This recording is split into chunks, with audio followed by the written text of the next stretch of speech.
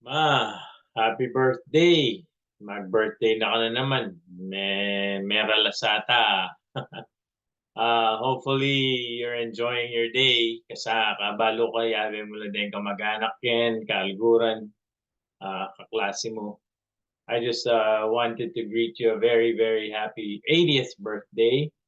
I ask that God continue to bless you with great health and much joy. So happy birthday again. Karengan pong tinagon ken birthday, I wanted to say a sincerest thank you, lalo na kareng pisan, kareng kamag-anak, aunties, uncles. Thank you for miintagan po kay na dininan niya pong oras si Mako to celebrate this 80th birthday of hers.